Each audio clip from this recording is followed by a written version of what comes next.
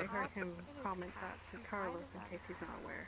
You can hide it? Well, How do you hide it? always use a shade. It just shows the robot there, so it's more in the way. Here you go. You have the avatar mirror, the one with the little eye with the flag. Yeah, you gotta block and then The unblock camera's it. still there? Wait. Give them the metacosm. Yeah, it just turns him into the robot, so he'd be more in the way. It makes it bigger. Yeah. The other thing would be the avatar calling thing in the little menu. If you click on the little cog in your little mini menu, I know you have to like navigate scroll around. down to avatar calling. Sorry, did I go Oh yeah, you Yeah. could. No, you're good. I'm You're just good. on my Discord. I get it. Oh, yeah.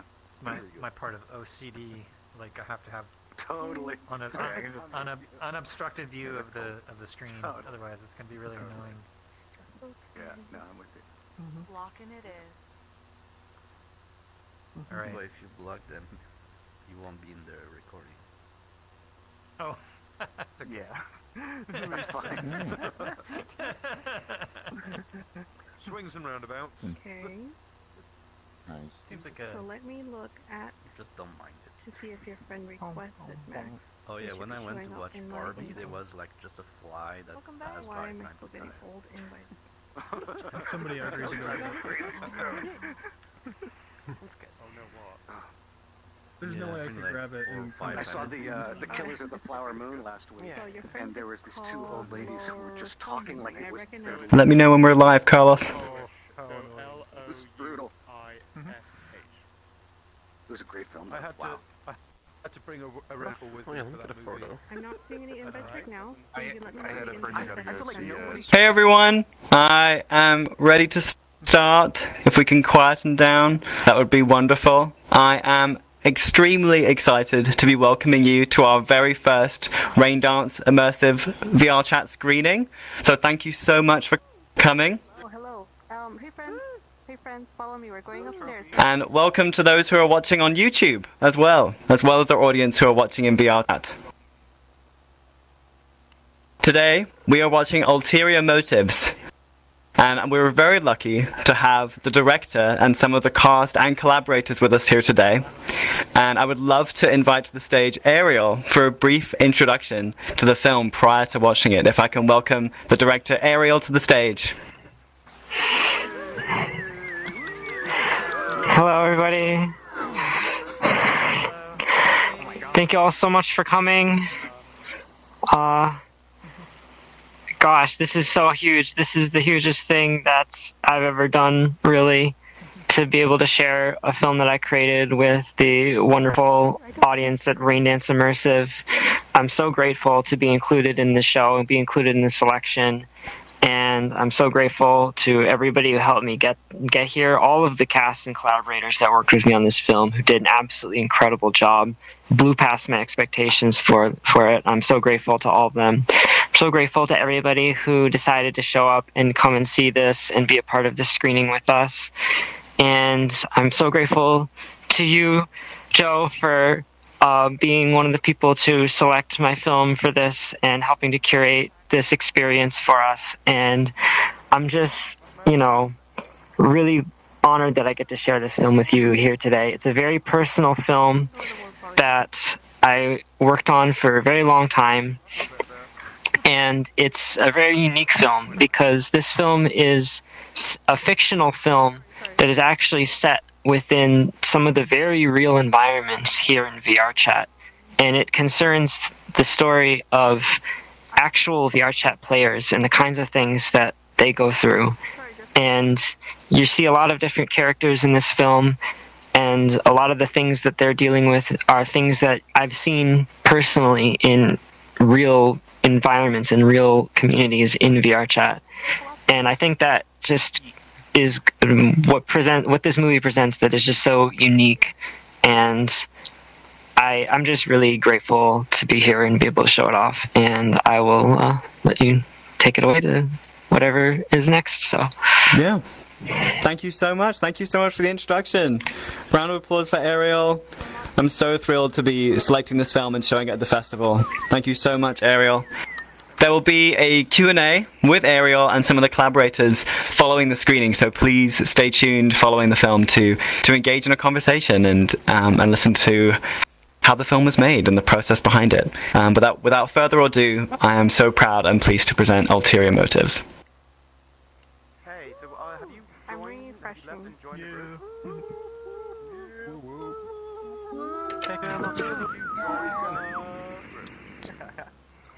Are we going Best to seat in the pick house. You did great, Ariel. And You did awesome. Sent an invite. Hello there. You said you, and also you Technical should just have an difficulties in invite now, VRChat, that never because happened. No. Originally it's an invite. No, I'm not doing anything. Are they gonna be to talking make the whole sure time? he can leave the group if he had joined. No, the live stream. So this is the Raindance group.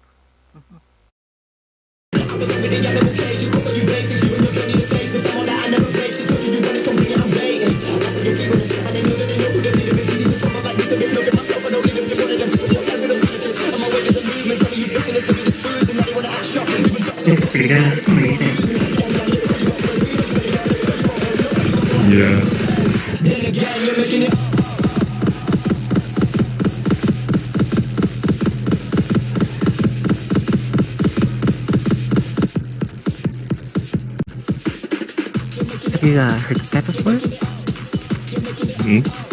Oh, this guy? Yeah, he's always killing it.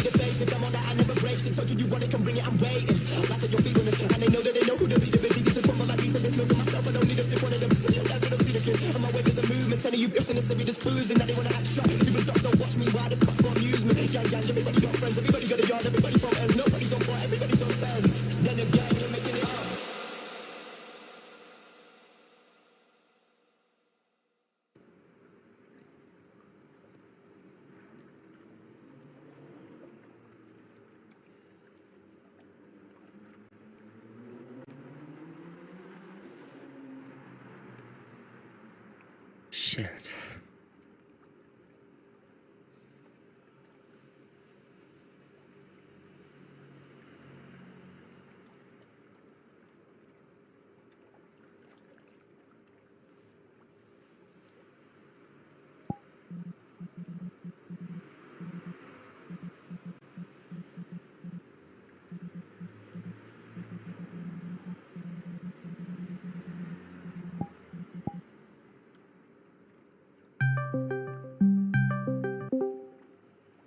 Hey, Bless. Hey, what's up? Oh, nothing really. Meaning... Well, I'm kind of on the worst state of my life right now. Oh, yeah? Yeah, I've spent this past 2 hours at this club sending awkward next to this guy I'm on a flirtual. Barely talking because I thought he was gonna fuck me. Well, you did meet him on Flirtual. I think maybe that's your problem. I don't know. I just really want some kind of action tonight. Honestly, I'm just so tired of all these maybes. Listen, everyone in this game is socially awkward as fuck, okay? If you want something, you gotta take charge.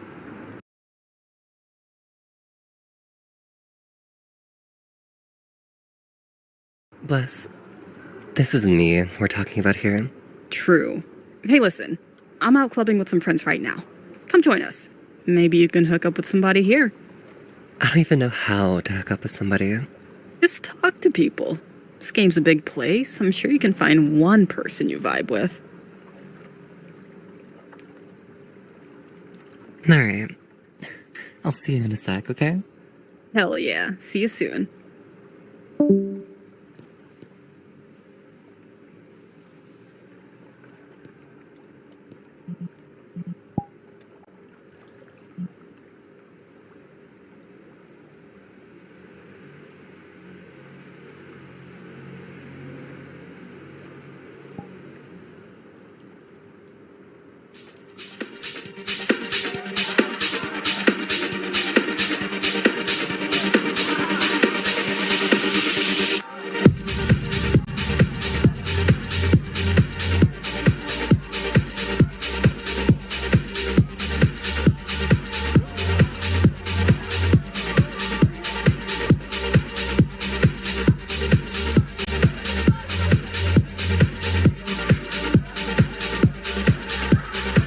Hey! Hi. You met Melon, right? And this is my friend Starlight. So, Chris, you got a boyfriend? Oh, me? No, I don't. Good. Don't get one. All they ever want to do is tell you who to hang out with and what you can do. It's a fucking drag. Have you ever just thought about leaving them? Why would I do that? You don't get it. I have never been with a guy who fucks like this. Straight up. It makes me so lightheaded, it's crazy. I just can't help myself. Yeah. And then he pisses you off so much you drink a 40 and embarrass yourself in public. Hey, you can talk all the shit you want. I know I'm not perfect. Maybe I don't want to be. Yeah, I know. It just... Hold that thought. He's here. Ah, shit. I don't understand that, you know? Understand what? Well, that guy sounds like total fucking shit. I don't know why you'd want to stay with somebody like that. Oh well, maybe she's into that.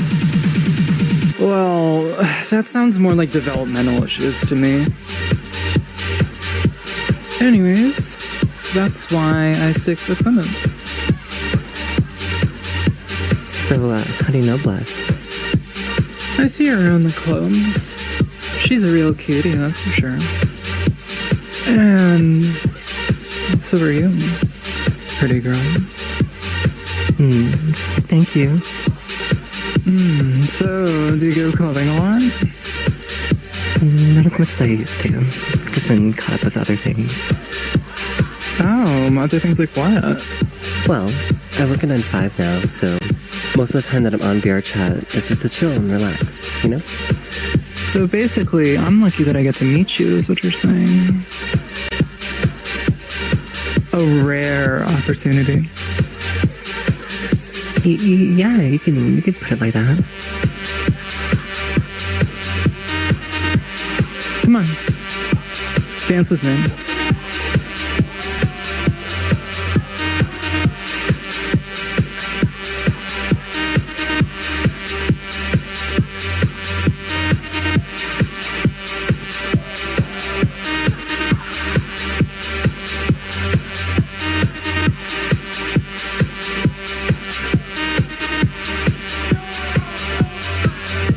Yeah, that's it. There you go. Look at you.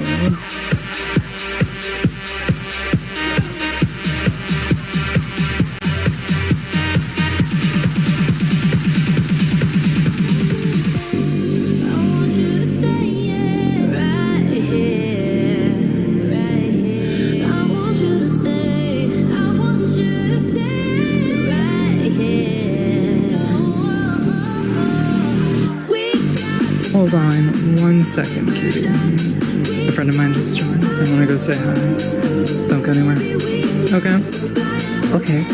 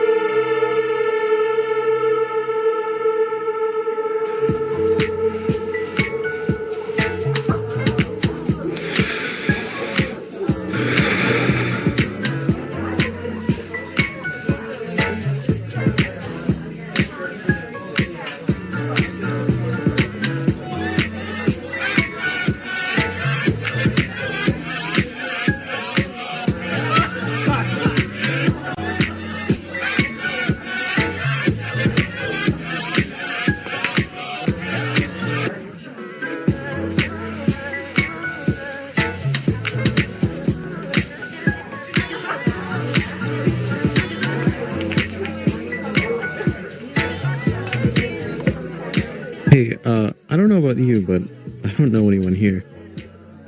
Oh, I don't really know anyone else here myself. I joined with a friend of mine, but I don't even know them all too well. Yeah, well, welcome to VRChat.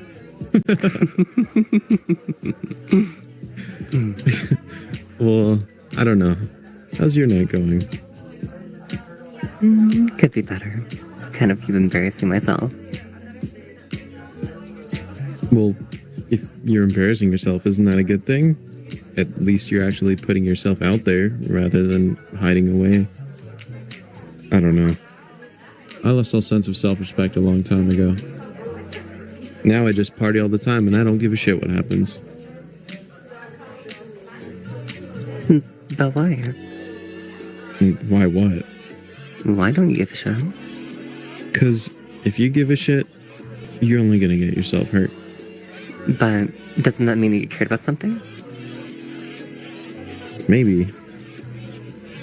I cared about someone a while ago.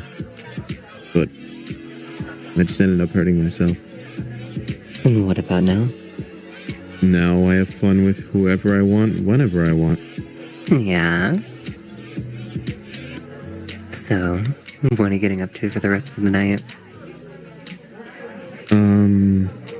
I'm not really feeling this party, to be honest. Probably gonna get out of here. Do you want to come with me? Yeah, I'd like that. I go to this open mic world.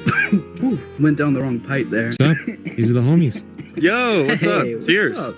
Cheers. Okay, so this guy, he comes up on stage, starts doing a song. In this instrumental break, he takes his vape, takes a fat rip, and dude just starts coughing out of nowhere right as he's about to sing, bro. It's the funniest shit I've ever seen. No. Yeah. Dude, that reminds me, last weekend, this new DJ, he thinks he's this hot up-and-comer. Dude gets a little too drunk on his set, throws up all over his DJ set, on his mic, and everyone hears him fucking just hurling all over the place. Dude, I was so crossed. I don't even remember the DJ's name, but who cares, man? They all suck.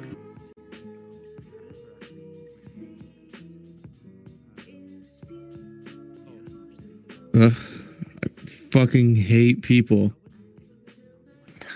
Do you really hate people? Yeah, I don't fucking get it. This guy treats every girl like a fucking whore, and they all go for him. Like, it doesn't make sense.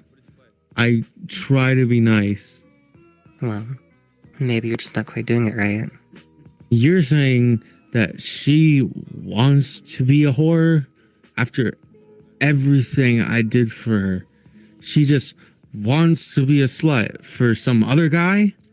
She didn't even look at me once. She never took my feelings seriously. There's nobody who loves her like I do. I'd make her so happy. Why can't she see that? Just don't understand. Is I just not good enough? Why does this always happen? Can't I just feel wanted? Is that too much to ask? Falling in love is a mistake. I've like fucked up everything good in my life. I wish I could just disappear.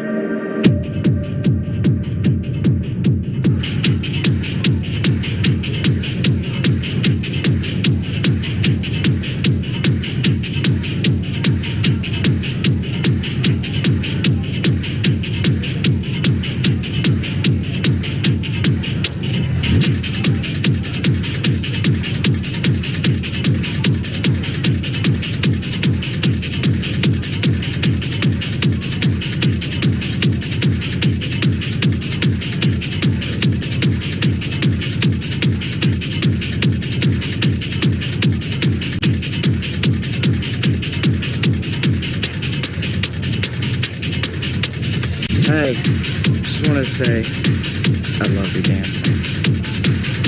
Have I seen you around here before? I don't really go clubbing all too often these days. You should. You deserve to be seen. Thank you. You want to dance with me?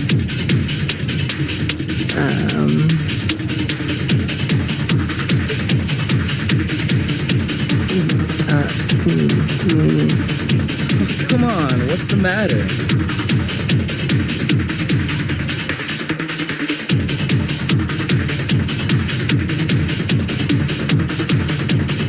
Whatever.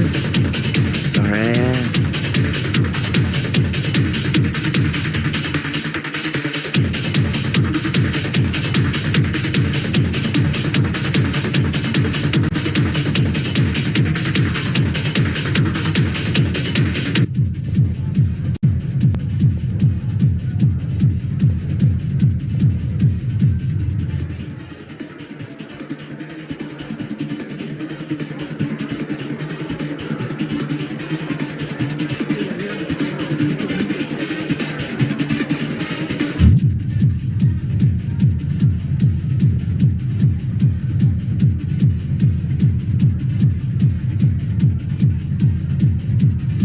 Hey, I saw what happened down there.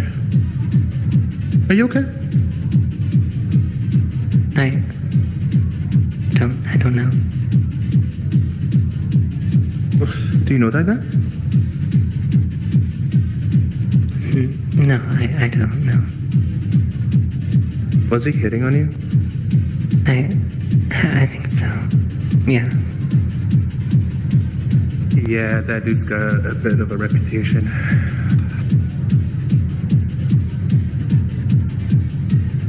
Are you comfortable here? Yeah, why wouldn't I be? I can ask him to kick that guy. No, that's not it at all, Tori. Can you tell me why? I'm worried that I don't know how to feel. I don't know what I want. What do you mean by that?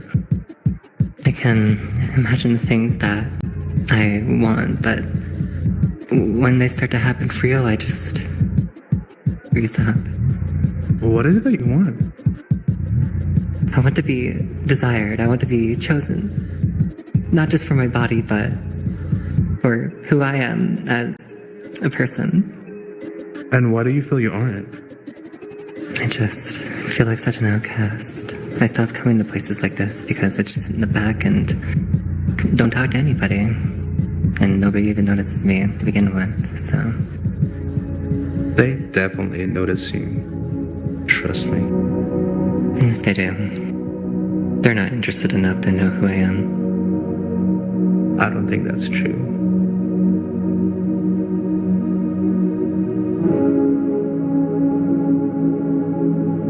I don't think that's true at all. Come with me. I want to show you something. Okay.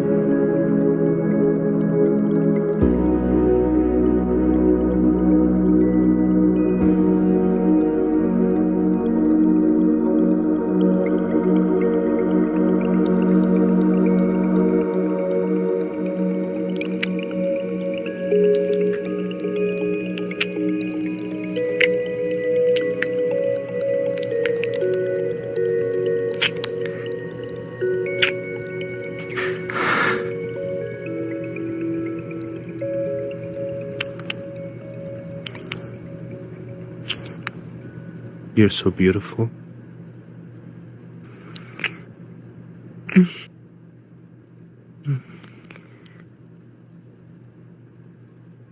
Maybe you can take this off?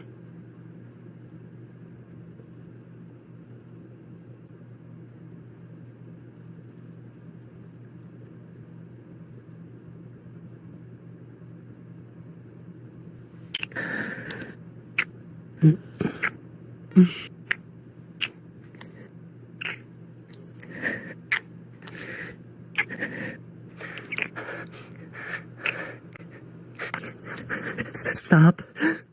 Whoa, are you okay? Are you okay? I don't know. I'm sorry. I thought you wanted this. I do.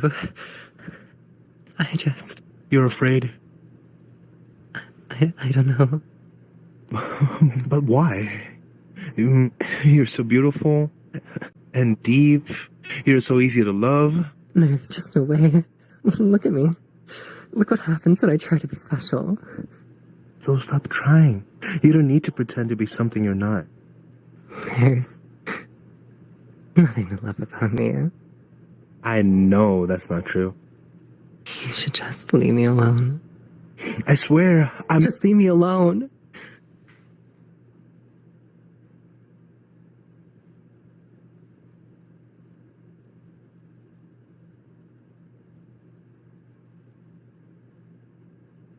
I don't want to hurt you. I'm sorry. See you around, Chris.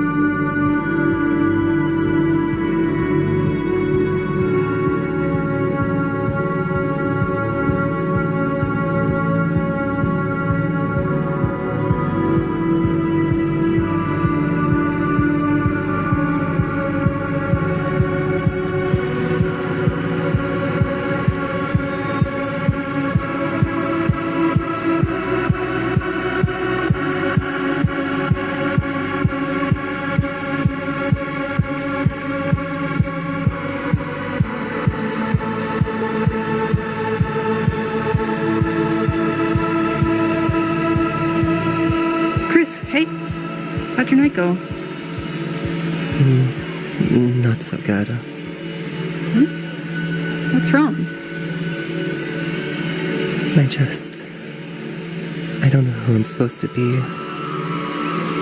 I don't think you're supposed to be anything, really. You're Chris. That's all you need to be. Come here.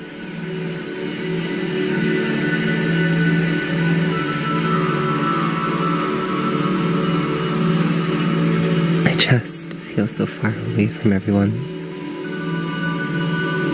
I think you might be overthinking it. Everybody's just trying to be special, you know? Running away from themselves in a way. You're already special, Chris. All you gotta do is experience it.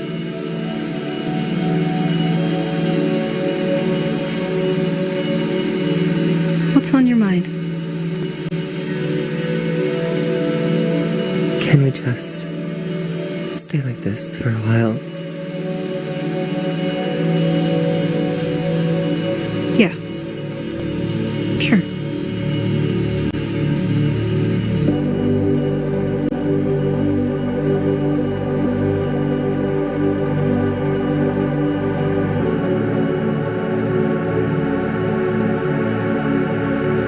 Hey, you okay?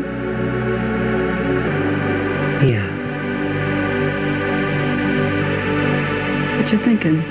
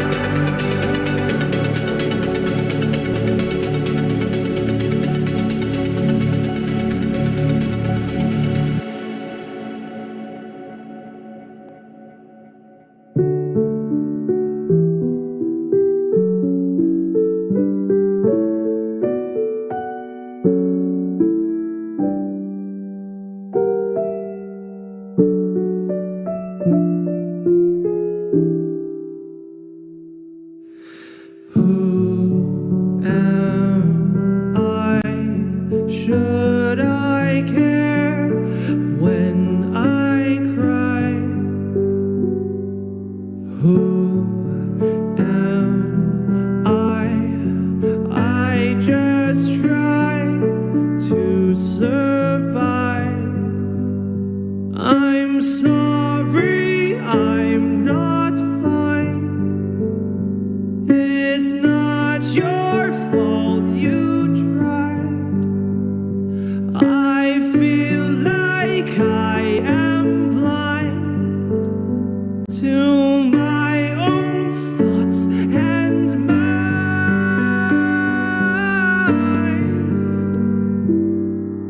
Maybe I should take my time, try not to believe those lies, so I'll finally wipe my eyes. This is my life now, I know it's fine.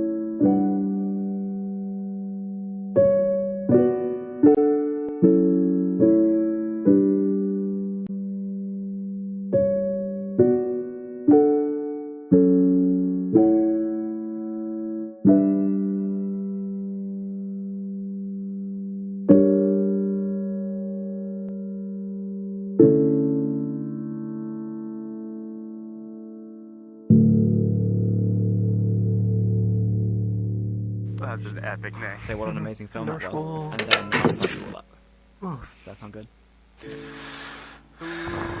Let's go, Ariel! Yay!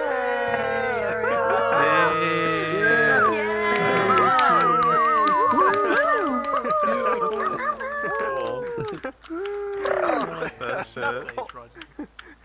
How the house lights go up? That's great. Coming up. Full on action. Really looking cool. Okay, when you're ready, Carlos. That was Ulterior Motives, directed by Ariel Emerald, and I have so much I want to talk about with this film. I think there's so much beauty in the messaging and in the realism with the camera, and I'm so excited to engage in a conversation with the director, Ariel Emerald, and the collaborators and some of the cast. So please put your hands together for the incredible team that put this film together. Please join me on stage.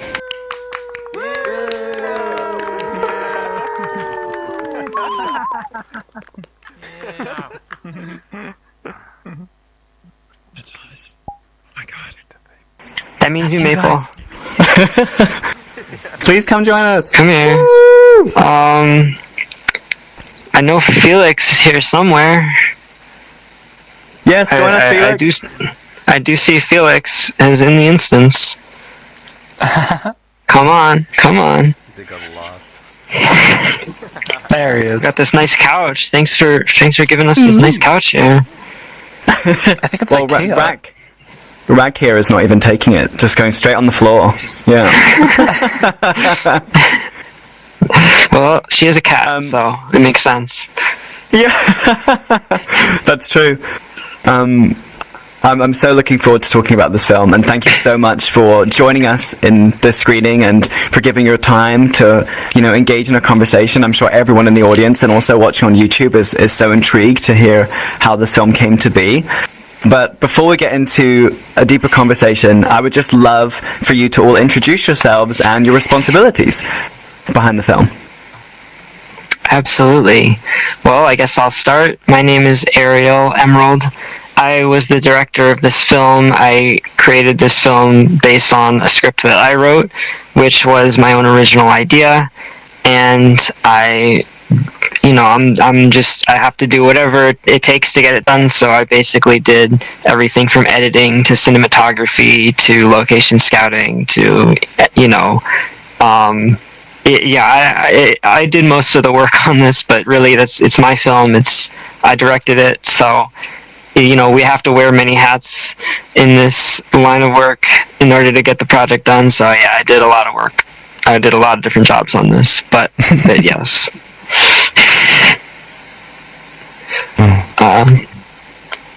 Next, Felix next. I am Felix Young. I played as Fader. Was one of the last scenes. The characters' names I actually never said in the movie, but I didn't come up with a name. We had him on subtitles though. Julo? Oh yeah, my name is Julo, and I played Ren. Beef?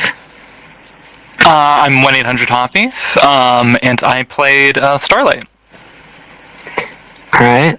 Okay. And last but not least, Maple. Hi, I'm Rucker Maple, and I played Chris. Wonderful. Well, thank you all again for joining us. Again, there's so much to discuss and so much that we will discuss. And I'm so pleased that we have so much of a compelling cast. I'm so curious, Ariel, on how you've formed this incredible cast as well. So I really want to talk about that.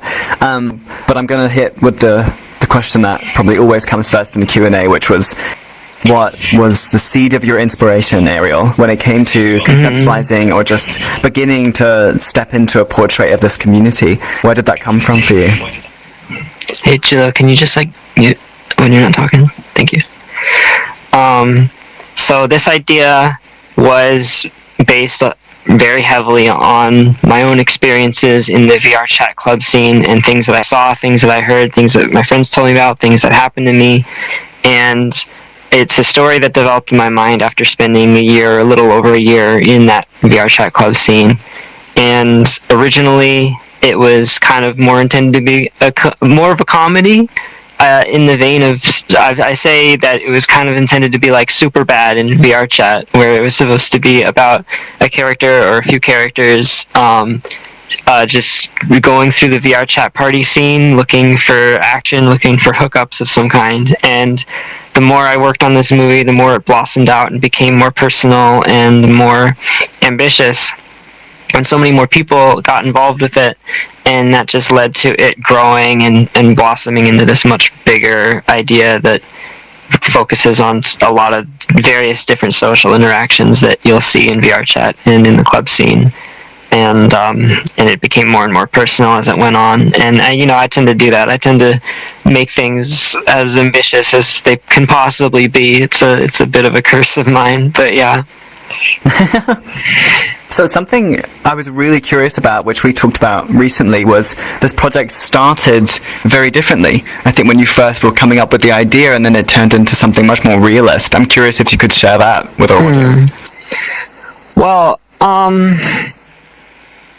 like I said, it was intended to be kind of like a Superbad style comedy a little bit, but it's just the natural process of creativity. As you keep discovering the idea and what's in, you find that there's a different story that's trying to be told. So the first big change that was made to that was that this comedy idea, I decided that it was eventually going to pivot into a very intense dramatic scene towards the end. See, the big sort of thing for this movie for me is you have this character who's kind of looking for a hookup, and she goes through all of these other different characters and meets them and finds out each one of them is like, this could be a potential connection to make for that night, but then each one she finds out that there's something going on with them. There's some reason, something preventing them from wanting to be able to open themselves up like that. And that is kind of where I intended the comedy to come from a little bit, because I had this idea that I think a lot of people feel that there's a lot of very prominent sexual interaction happening in VRChat, and I feel like a lot of people will think of VRChat players as having a lot of being pretty horny. So I think as you go through and meet more of these characters, it kind of subverts your expectations to find out that really there's something more deeper going on inside that's cutting them off from each other and separating them from that connection that they could be having with each other. And the whole idea was that it would result in the comedic, mildly comedic frustration of this character as she goes on through the night until eventually the final scene where she would have to grapple and face with her own internal struggle with that, and her own internal struggle with opening up, and inevitably she would find that she can't, and that there is a lack of self-love in her that is deep enough to the point that it stops her from being able to open herself up like that. And that was always that was the big turning point for the idea when I went into that. And then after that, it started just to become more of a serious exploration. I do think I tried maybe to make it more comedic than it was, but I guess I'm not very good at writing comedy, so it came out mostly like this. Yeah, well, I mean, there is some comedy in it, especially in the bar sequence, and I think those who've been in familiar situations can certainly relate to that and find it funny. So there's comical natures in the film, which I think is really well told and really well performed, which is a nice segue into talking with the cast. I'm so curious how you met Ariel and what inspired you to engage in a story like this. Were you in the club scene as participants as well and wanted to kind of help shed light on it and represent it in its kind of authenticity? How did you find yourself doing this with Ariel? And Ariel, if you mute yourself, because you're hot micing a tiny bit. I could start. With this project, it's kind of personal, just because I do a lot of things with the rave scene. I do a lot of visuals with events and stuff, and going through the script and everything, the whole movie felt really personal with it as well, because as people in the rave scene would know, and watch this movie, it's pretty much I've heard this before. This happened before with one of my friends, or with them themselves. So like they kind of see themselves like on those shoes. So I'm pretty sure it felt a little like a personal like string. Some people. I've met Ariel in the rave scene as well. We see them in passing, and like they have done a lot of like recordings of our sets of me and Steph when we do like visuals and stuff.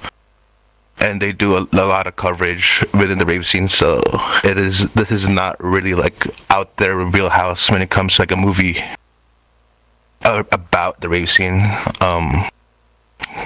And getting this role pretty much like, yeah, they DM'd me one night. They were like, "Oh, I got this role for you. I don't know if somebody's gonna be able to like feel it, but I think this is for you." I'm like, "Oh, am I gonna be the bad guy?" Like in my head, like, "Oh, I'm down. I'll be the bad guy." Pretty sure nobody can do that, but I didn't know I was gonna be the good guy a little bit on this one. So yeah, that's how I got the role of it. Nice. What about the rest? Okay, so I actually have known Ariel for quite a long time. We have a mutual group that we were a part of for a very long time. And at first, probably for like the first few months that I had known you, we didn't really talk all that much. But I think it was part of the point was like when you first got your full body, and that first day, that's when we started to talk a lot more. And I think from that point forward, you just like him, you just hit me up one day. You're like, "Hey, you want to be part of this project?" And I got to be part of your first short film project on VRChat, which was called Rematch. And that was a lot of fun. And that was how I decided to finally be part of this sort of thing of yours. And I was more than down to be part of the next project, and of course any projects in the future, because this is a lot of fun to me. I like this a lot. Nice. Yeah, I think Oh, no, go on. Sorry, go on, Hoppy. Please, go for it. Yeah. I think I met Ariel probably like a year and a half ago at this point, something like that, maybe. Something like that. Yeah, like in like the club scene, a lot of this is like very like there's a lot of like verisimilitude, I guess, verisimilitude within like the sort of like narrative, just with specifically like the main character. I think that like everybody in VRChat who is like involved in the club scene has like gone through at least like one of these scenes once, either being like the person who is just kind of like the person who's like just kind of against the grain here, or just specifically like the protag. And it's like my scene with Starlight in particular, like I watching it, it's like I can feel myself on both sides, just being kind of like, oh yeah, like I'm just like constantly here all the time. So something like this is very kind of like personal in that sort of way, and like the fact that it's like kind of like the narrative for it is like really nicely like shown this kind of just like one night, which could just like it literally this is just like the kind of night that happens most days in VRChat. It's great. It's really great, and it's wonderful, and like I'm glad it like finally got to come together in like a beautiful little package like this. Yeah, beautifully said. Brack, we'd love to hear from you. I've known Ariel myself for quite a while. The longtime friend of yours met like what, 2+ years ago? It has to be something around that. It's been a journey. By the way, I have to ask, is my mic still sounding bad right now? My microphone, is it still sounding terrible? Sorry, Ariel. No, you okay. sound okay. Just checking. All right, continue. Sorry, I just had a really weird lump in my throat. And then eventually, at like one point, Ariel like approached me as well, like asking like, I have an idea for a film, and nothing much came of it for like several months. And lo and behold, like after a period of several months, that's when I got the information of like, oh, I might actually be doing this film now. I'm like, oh, I'd be more than happy to partake in this, and lo and behold, I got put into the main character lead. Oh wow! Main character role, sorry. I think I it's literally quite stunning. Oh, go on. I just have to say I was quite concerned about the script because it has such mature themes and stuff in it, and I sent it to her, and I was expecting her to be like, oh, I don't know about this, and then like me, she's just like, yep, looks good, let's do it.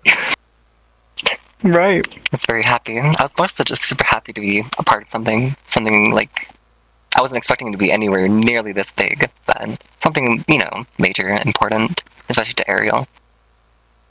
I'm more than happy to try to help and support a good friend of mine. Yeah, well, and I feel that, in the film too. I think a lot of the time when you watch a film, you can often feel the companionship and the collaboration and the kind of good nature of the project through the film itself, and I feel that, and it's obvious now in the way that you've crafted your cast in just kind of friendships and personal relationships and people who really understand and want to celebrate the story in the same way that you wrote it, Ariel, which I think is such a gorgeous example to other creative people and people who are building casts and crews. I really love that. Now I want to move on to talk a bit about the production and how you ran it, and I know that you filmed in a lot of these club scenes were genuine club scenes. Well, genuine clubs, but also happening, and there were people going to these events, and you just jumped in and you caught that material.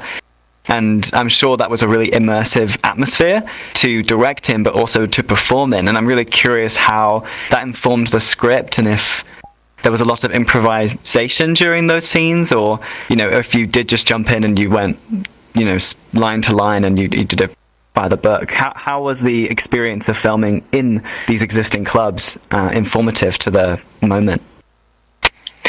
Well, I wouldn't say that I just jumped in. All of the places in the film are places, for the most part, that I've attended for events, and I spent extensive time in each world before shooting, planning out shots and how I would get them and where I would position my actors and stuff like that.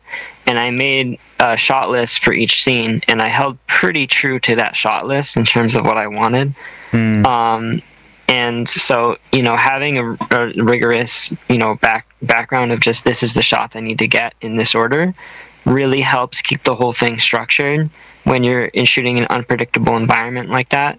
And the actual issues that seemingly might be presented by filming in a live club environment weren't really issues for me much at all, because I'm so used to dealing with those environments, having had a lot of experience in the club scene myself, but also we're in VRChat and we have the ability to customize our experience pretty effectively. So the big thing is if anybody was getting in the way of my camera while I was filming, I didn't have control over those people, but I abused the block button. I just blocked a lot of people because they were in the way of my camera, right? Which enabled me, because it makes their avatar disappear, which means that they're no longer in my way. So I probably have a lot of people blocked that I've never interacted with because they were just in my way while I was filming. But the biggest issue with filming the events is you have to be at the time that the event is happening. So if we messed up and we couldn't continue a shoot, we had to come back like a week or 2 weeks later when the next one was happening. And that is the primary reason it took so long, because any kind of situation in which we did have an issue like that, it pushed back the deadline of when we would be able to film the rest of the scenes.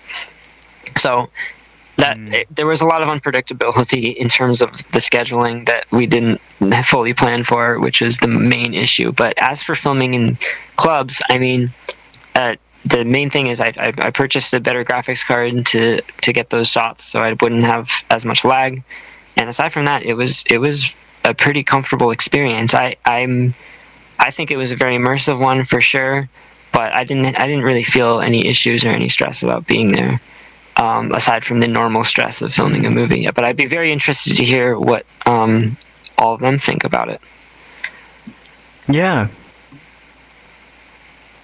Anybody have any thoughts?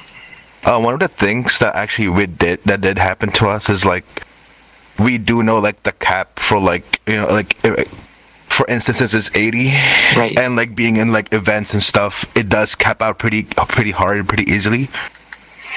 this was happened with like Shelter, right? When we kept up and just like we're waiting. Everybody was just like at the number, like, oh, it's 78, go. That was Oh wow. Shelter was the first scene that we filmed, so we were still working out the kinks in the process a little bit. Yeah. Well, it's a beautiful scene.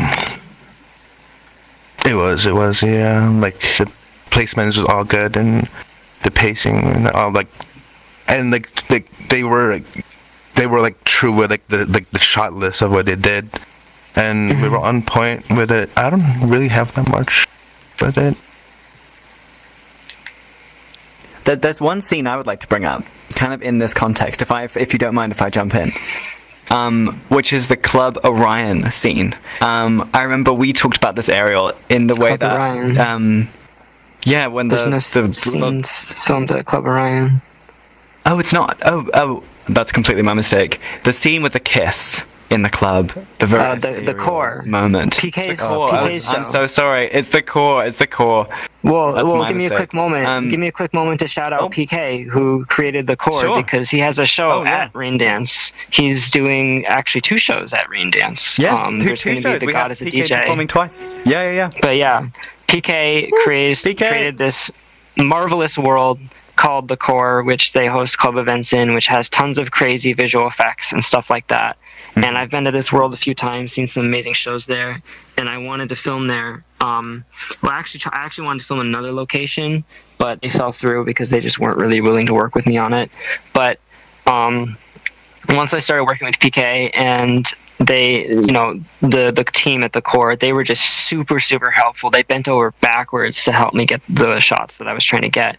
And I had access to the world before the filming, so I was able to go through and study each individual effect that they use in that world and decide which ones I want, exactly when I wanted them, and in what arrangement. And I made a Bible of effects that I wanted to use and sent it to the VJ who was performing at the time. So then I was in a call with my actors and with the VJ. We planned the whole event from scratch in order to facilitate the filming. It was the only club event in the movie that we actually planned. The rest of it was all just live club events that were happening. And this one, I was in a call with all my cast members and with the VJ, and I would say, like, okay, I need you to do this effect. It's number 5 on page 6 or whatever. And then they would switch to that, and the entire world just changes into a completely different, effect, a completely different environment. And it's just the coolest thing ever. I felt like God. I was like speaking things into existence. It was incredible to be able to work with the team at the core and create that scene, because it's really I think it's some of the most beautiful stuff I've ever filmed. Yeah. Well, when you first told me that, I thought it was such a magical moment, like the peak of film directing almost, to create this scene with your cast in the location and having full control and just being able to play. And I think that's really truthful to VR as well, being able to be present in the 3D environment that you wanted to shoot in with your cast and just being in that, immersed in it. I think it's That's the scene I was most nervous about. That's definitely the scene I was most nervous about going into it, because this is like, we have to do it. We don't get a second try at this. There's no way the pieces are going to fall together again like this. And so I went in, and then after we got that scene done, that was the most exhilarating thing ever. I was like, okay, we're going to have a movie. It's going to be a movie. All right. We got that done. We're set. We're going to make a movie. That was the best feeling ever after that shoot, for sure. Right. Well, I want to turn the conversation a bit to, or unless actually, if Julo, Hot Beef, if you have some additions you wanted to talk about in terms of performing and kind of being immersed within the club itself, during those scenes, was there any inspirations that you found or improvised moments that you could share? Not really. When we were shooting in DDVR, although I will note that like the crowds that we had there were like, basically, they were like some of the best crowds like you could have, just kind of like as background, like very respectful. I think I maybe only had to like block like 1 or 2 people just because they were kind of like in the space, but like I unblocked them afterwards because like they were nice otherwise, and it was wonderful. Like I have to say, like shouts out VRChat for that, the VRChat people. Nice. Yeah, that's a good story. Julo? I'd have to say that for the scenes that I was in, that was probably one of the smoother days that Ariel had, because the Sovereign's Chill Home world that we were in, we got all those people in there ourselves. That was not like some sort of planned event or anything like that. And we told them specifically, like, hey, stay out of this area, we're filming here. And we made sure that, you know, things went super smoothly. And then obviously the bar scene, everyone there was planned to be there. So that all went as smooth as it could have gone. And I think those are probably your easiest scenes, if not for the bedroom scene as well. Oh, the bedroom scene was not easy, but that's another that's another topic. That's another conversation. Well, I would like to turn the conversation, unless you have something you wanted to add, Rack. I would like to turn to talking a little bit about camera. I love the cinematography in this film. I'm sure everyone who has seen the film can agree. The way you've treated the footage is certainly a subject I want to talk about, because it does so much, I feel. And it's so interesting. But before we get to that, I want to talk about the direction of camera and the realist approach that you have. The camera, a lot of the time, it feels very pensive and quiet and kind of glancing at its subject, and it's obviously quite handheld, which I feel really complements the protagonist's story beautifully. And I'm curious if that was obviously intentional from the beginning, and you know how you wanted to give the camera presence during the film. There's a lot of reasons for that. I've been using the handheld filming style since I started filming in VRChat. Partially because I'm very, very fond of handheld filming in general. I think that it gives energy to the camera and to the story that you can't get otherwise. And a lot of my favorite movies have extensive uses of handheld camera. I mean, some notable examples would be Uncut Gems has a lot of handheld camera in it. The Hunger Games has a lot of handheld camera in it. There's others. There's A Star is Born. Bradley Cooper's A Star is Born, another film with lots of handheld camera. Those are films that really inspire me in terms of cinematography and what captures my attention, because they convey so much more energy with the motion of the camera. But there's another reason for doing it in VRChat, which is that you simply can't fake the motion of a human hand, and it adds realism to the image because it adds the feeling that there's actually a human controlling the camera. So that's my big thing when I'm filming VRChat, is I work very hard to try to make it seem as much like it was filmed in a real place with real cameras as I can. And I treat filming in VRChat just like I would treat live action filming. The only difference is that it's a virtual environment. So I am walking around the actors holding my camera and filming handheld and, you know, doing tracking shots and stuff, and I'm trying to make everything as tactile and real as I can. And if you want me to continue straight on into the visuals, as you said before, I can do that. Sure, yeah. I mean, I could talk forever about camera, so yes, let's talk about the footage and post-production. Yeah, I'd love to hear how you crafted the kind of art direction and the visual style. Yeah, because continuing on for what I said, it's like I try to make everything be as much like it was filmed like a real camera and real lenses as possible. So for this film, I've spent actually many months, if not years, developing the look that I used for this film and refining it and generating the post-processing for it. So there's a number of things going on. First of all, I have used a 35mm film simulation power grade for DaVinci Resolve, which I've started working with actually, you know, more than a few years ago, which was created by a guy named Tom Balls, or Balls, I don't know how to pronounce his name, but he's got a YouTube channel where he does a lot of film emulation stuff. And I've also wanted to replicate the anamorphic look in VRChat for, you know, since I started doing this, and create a look or anamorphic look that looks realistic and genuine. So I've actually, for this film, I actually built a look in DaVinci Resolve, which I completely made a custom warp map for the distortion of an anamorphic lens. By hand, I positioned this warp map based on footage of Panavision G-series lenses, as well as my own anamorphic lens that I have. And I've also applied various different filters like chromatic aberration and blurs and defocus and all kinds of stuff like that. And there's some interesting settings that you can use in DaVinci Resolve as well for generating flares from the image, which are generated from the bright parts of the image. And I've combined all of those things to build my own sort of custom anamorphic simulation power grade, which I put on top of that 35mm grade. And these things, right. And then I put that on top of the raw VRChat footage, which I actually also have done processing to film that in 10-bit HDR, so I can gather as much color information as I can from VRChat, because we're already struggling with VRChat being an SDR game, and with it being just a Rec 709 presentation. We're already struggling with getting color information out of it. So by filming in the the advanced formats and stuff, it allows me to pull out more information for grading. And I spent a ton of work on the grade. It's the thing that I'm very passionate about, is creating that look. And the one missing element of the anamorphic look that I couldn't do in the grade is the oval bokeh, because if you don't know what anamorphic is, it's essentially a stretched image, which makes a wider screen, which is based on the lenses that are used, but the lens leaves an oval shape in the out of focus areas, and that's not something that I could replicate in post.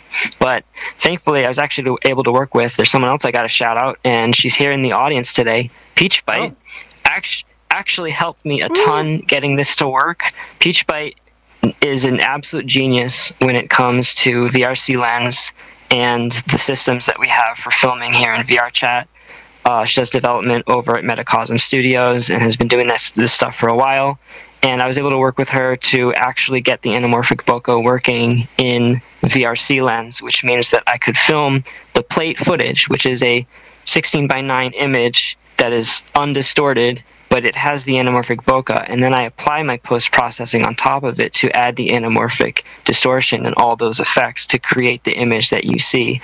And it is a process that took, I've been developing this look for years before I started making this, but it is, so the cool thing about it is, now that I've developed it, I can just apply the look in one click. So Right. it's very cool to be able to do one click and suddenly my footage looks like a movie. It's very, very cool. Thank you so much for indulging in that. Honestly, I remember we talked about that briefly before, and I think it's fascinating, especially for those who are making films, watching, in order, just for some tips in terms of what color grading can do for your picture, and how you can take it and move it and really use post-production tools to lift a whole new art direction. And I think you've achieved it so beautifully in Ulterior Motives. Some of the visuals in this film are so striking, but also the music is incredible. And I know that the music was composed by an original composer. It's all original music. And I don't think we have the composer with us, but I'd love to hear that process behind the music and how you collaborated. Absolutely. So yes, unfortunately, Turquoise, who is our composer, couldn't make it. I believe he said he was going to watch on YouTube. So if you're here, hi Turquoise. But so yes, it was a passion of mine. At some point in the filming, I decided I would love it if every single song in this movie was made by a VRChat player, by a VRChat artist. And thankfully, the movie happens to be set against one of the biggest and most creative communities in VRChat, which is the VRChat club scene, where you have a lot of people who are DJing, making worlds, making venues, but also making music. And there's a lot of incredible artists and producers who are making club music in the scene that I was able to reach out to and get songs from them and get approval for them.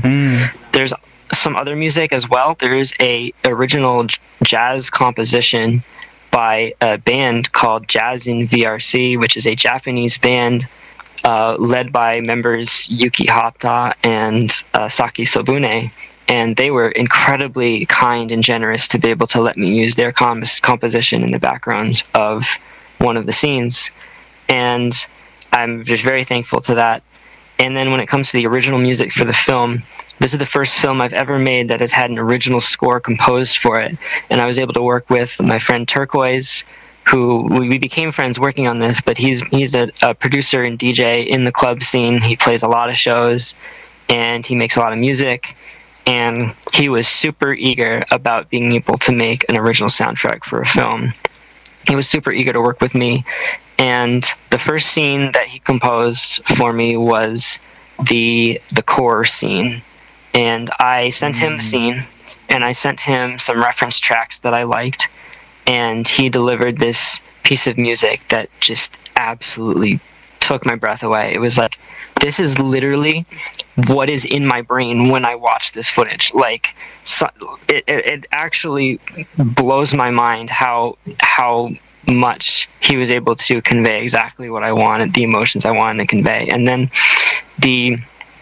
so there was 4 pieces of original music in this. There's the opening, well, there's the first one, which is at the DDVR Cloud Rave scene, which actually is very interesting because I had an original song by K1N, which was we used in that scene. And then eventually what Turquoise did is he actually incorporated parts of that song into the soundtrack and had it like the soundtrack like come out of the song, so to speak, and you can hear it get all like distorted. And it's really cool that he did that. It adds a lot of professionalism to it, I think.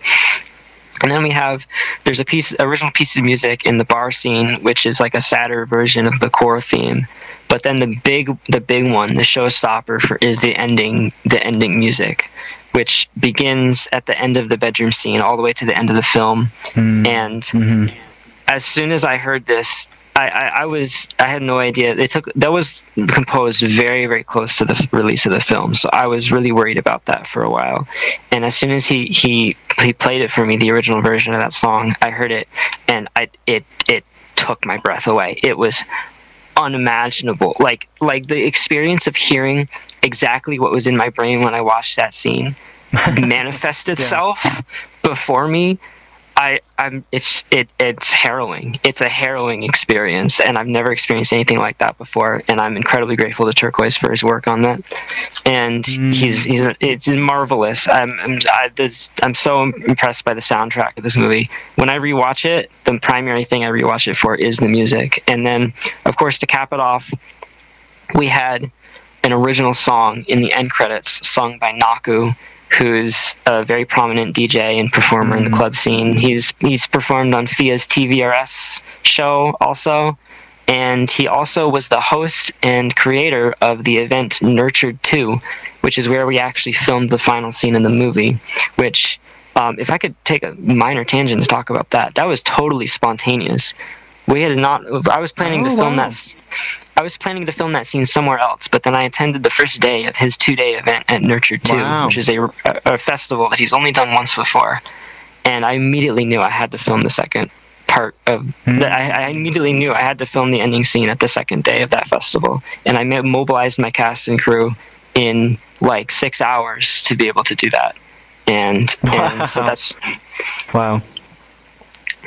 Which I completely forgot. I completely happened to forget that there's another member of our cast here, Moonark. I'm not sure if she wants to come up to the stage, but just to shout you out, put you on the spot. You are one of my cast members. So, but at least a wave. At least a wave. That scene's incredible. One image that has always been like burnt in my mind after seeing the film for the first time is Chris walking up to that stage, and the horizon line is way up top of frame, and it's just a mesmerizing image of just this kind of, I don't know, being buried under the concert and being just buried in yourself and feeling really uncertain, but then, you know, that's the moment where the truth is revealed almost, of wanting to just celebrate yourself. And something actually, before we get to more audience questions, something I really want to ask is about the message of the film, and I'm curious if I can bug you all for what the film means to you and how the message relates to your own experience, so what you wanted to share in your performances, but also in writing the film too. What do you want audiences to feel? And welcome, Moon. Well, I want to hear the answer. I want to hear their answers first, but I do want to say that ending thing was actually not the original ending. The ending was supposed to happen when Chris puts her head on Bless's shoulder. But I actually, once I changed the location for the film's ending scene, I actually wrote that scene spontaneously right before we were going to film. So, and then it happened to be, so one more thing I want to bring up, and then we'll get on to, I want to hear their answers to that question you've just posed. But it's basically become the tradition to, at the end of a musical performance in VRChat, or even during the musical performance when the people are impressed by something, to shoot snowflakes off towards the audience. You know, we have the snowflake emoji here. And so at the end of a set, when everybody's really wanting to congratulate the performer, they'll all shoot off a bunch of snowflakes, and the entire club will be full of snowflakes. And we happen to catch that moment at the end of one of the sets, right, totally unplanned, spontaneously caught that moment with the sort of the last shots where Chris is looking up into the performance and reaching her hand out. And I think that's really beautiful because it was totally spontaneous, and I think that's really beautiful. But now I want to hear my incredible cast answers to your question that you asked, which maybe you could restate it. Sure. Was the question remembered? Do you want me to reinstate? Or Felix, do you want to jump into it? Can you reinstate it, please? Yes, of course I can. I'm curious about the message of the film and what message you carried into your performance. You know, when you see the film for yourself and share it with others, what do you want them to feel? Is there an experience that you particularly want to share?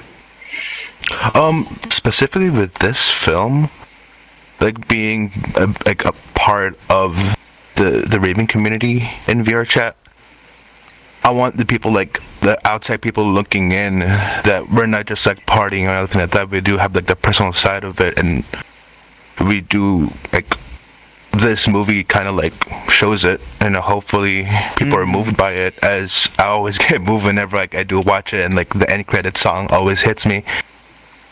That's why it's a little more really personal when it comes to this movie, and I do appreciate you pulling me into this project 100%. Of course.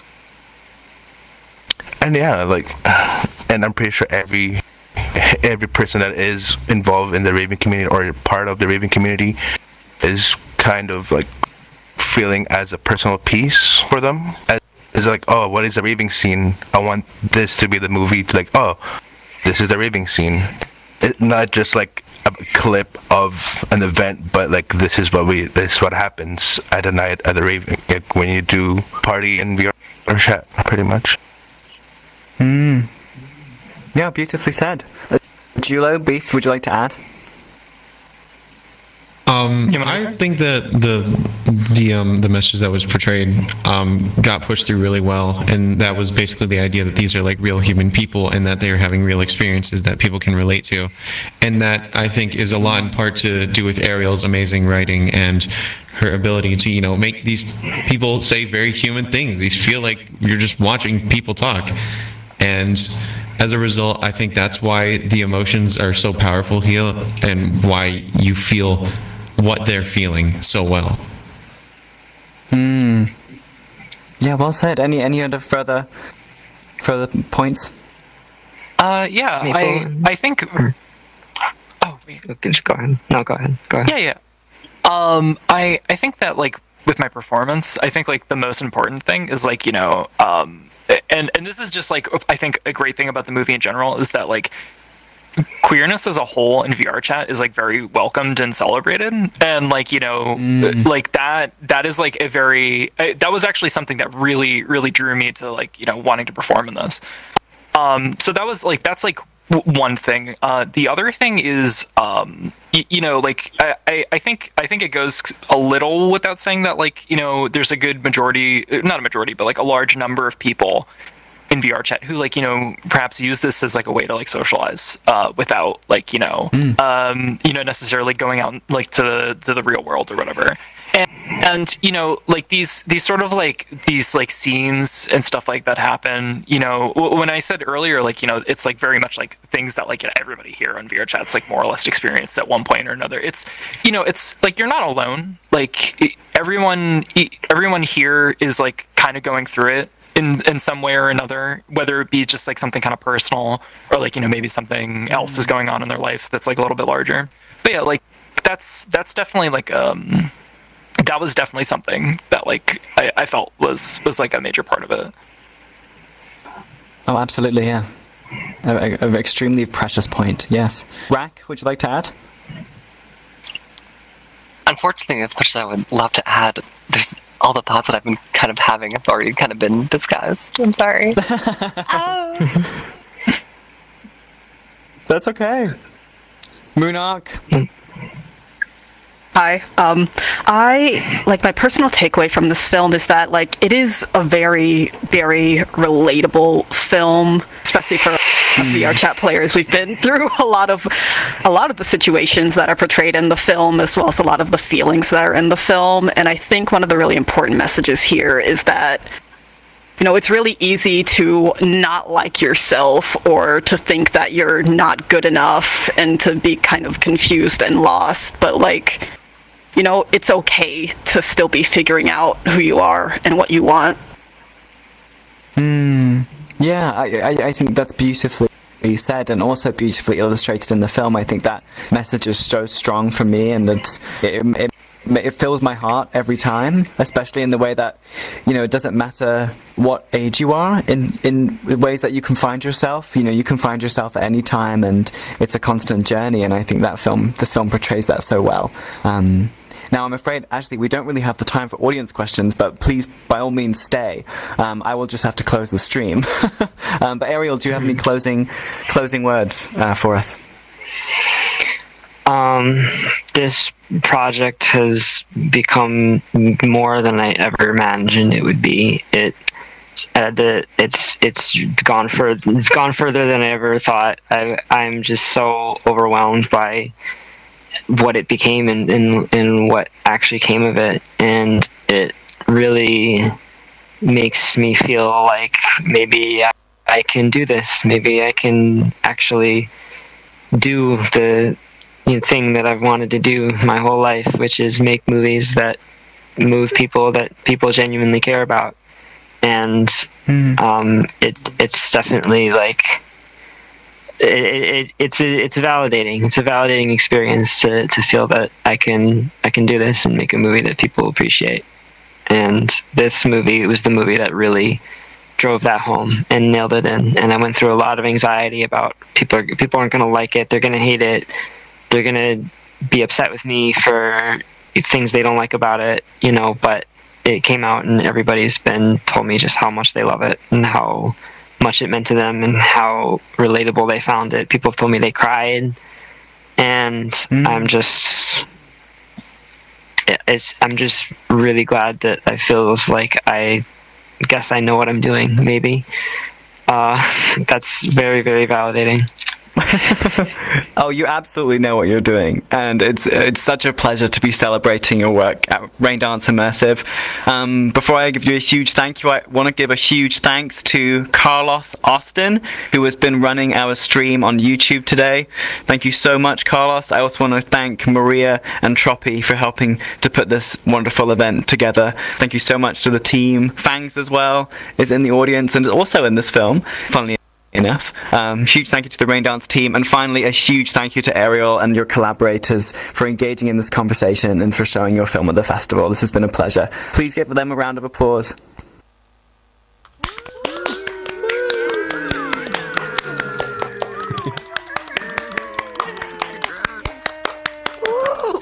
Now, if you would like to stay, and I know those on YouTube as well, our next film is going to be with a J-pop band called Amoka.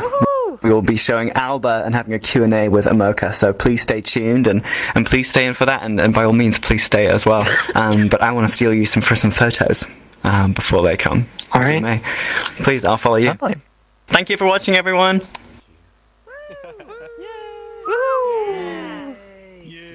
That was fun.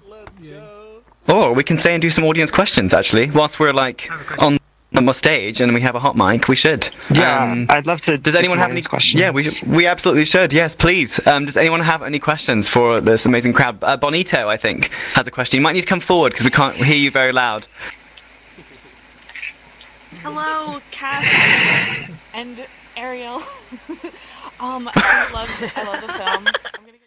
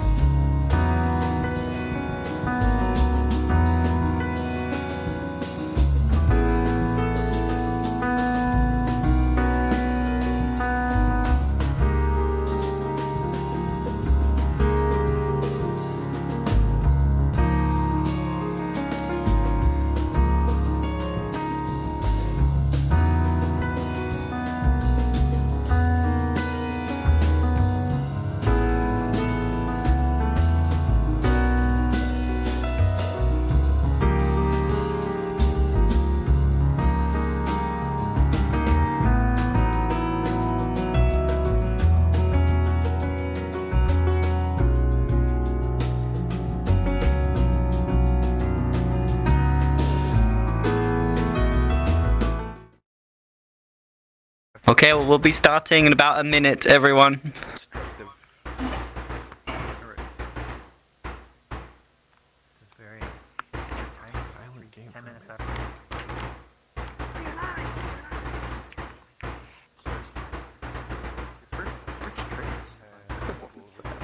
You might want to mute yourself, Carlos.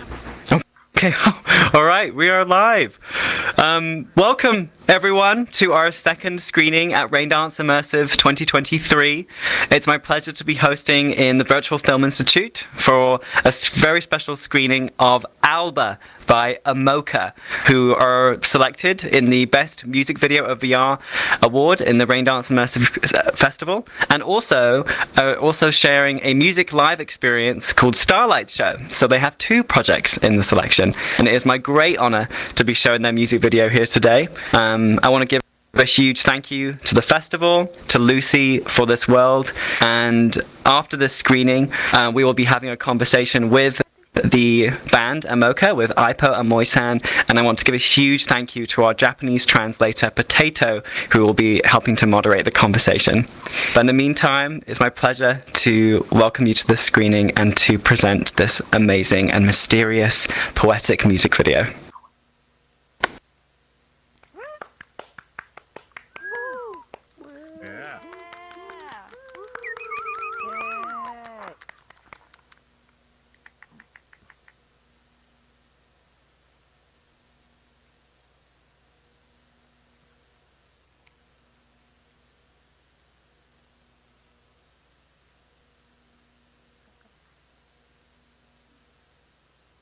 Turn off nameplate.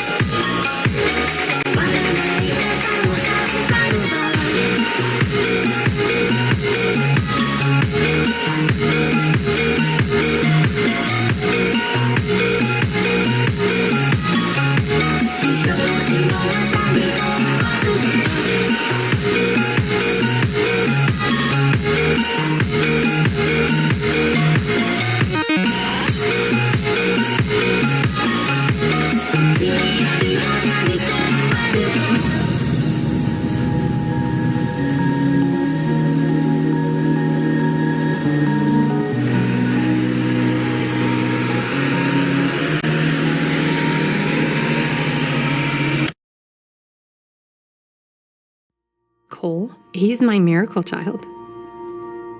So how does your miracle child get cancer? How does that happen? That's awesome. Makes me go back into organism. Okay. I'm like, I haven't been there in a while. I need to. Thank you for changing the backdrop, Lucy. Lucy is our resident backdrop changer. Alright, that was the incredible music video ALBA, and I have lots of things that I'm so excited to talk about with the amazing creators. I am delighted to welcome to the stage Ipo, Moisan, and our translator Potato. Please come join me! Woo!